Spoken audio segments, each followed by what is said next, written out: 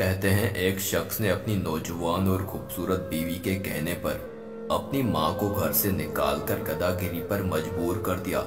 بوڑھی ماں بیچاری ایسے قسم پرسی کے حالات میں 2 دن میں ہی مر گئی۔ وقت کے بادشاہ نے خواب دیکھا اور خواب میں ایک بزرگ نے بادشاہ سے اسی آدمی کی طرف اشارہ کرتے ہوئے کہا کہ فلاں بستی میں اس شخص کو اپنے پاس بلاؤ اور اسے 100 اونٹ سونے کی اشرفیوں سے لاد کر دو۔ بادشاہ غور کرنے والوں میں سے تھا۔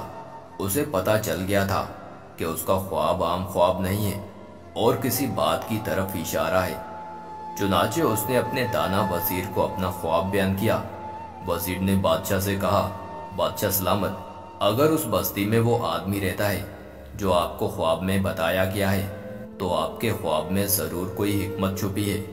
بادشاہ نے وزیر کی بات سن کر اپنے 7 سپاہیوں کا دستہ لیا اور بزرگ کی بتائی ہوئی بستی میں خود جا پہنچا اور بستی کے باہر درخت کے نیچے بیٹھے بوڑھے آدمی سے اس شخص کے بارے میں دریافت کیا تو بوڑھے نے بادشاہ سے کہا، وہ کوئی اچھا انسان نہیں ہے۔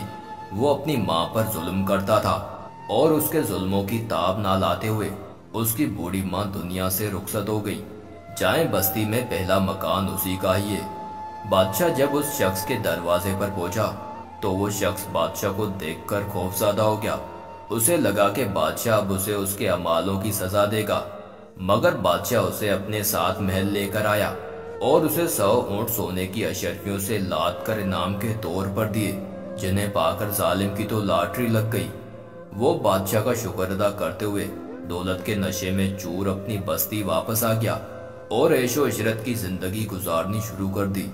ادھر بادشاہ اور اس کے دانا وزیر نے اس شخص پر مکمل نظر رکھی ہوئی تھی اور وہ خواب کی حقیقت جاننا چاہتے تھے، مگر کئی سال گزر گئے، اس شخص کے حالات میں کوئی تبدیلی نہ آئی۔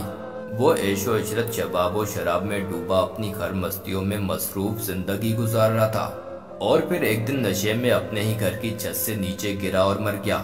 بادشاہ کو جب اس کے مرنے کی خبر ملی تو وہ واپس اس شخص کی بستی میں گیا اور پھر بستی کے باہر درخت کے نیچے اسی بوڑھے آدمی سے ملا جس نے اسے اس شخص کا پتہ بتایا تھا۔ بوڑھے نے، جو اہل علم تھا، بادشاہ کو دیکھا اور بولا، جس دن میں نے آپ کو اس شخص کی شکایت لگائی تھی تو میں چاہتا تھا کہ آپ اسے سزا دیں تاکہ شاید اس کے گناہوں کی کچھ تلافی ہو جائے، مگر مالک کو کچھ اور ہی منظور تھا۔ بادشاہ نے بوڑھے سے پوچھا کہ مالک کو کیا منظور تھا۔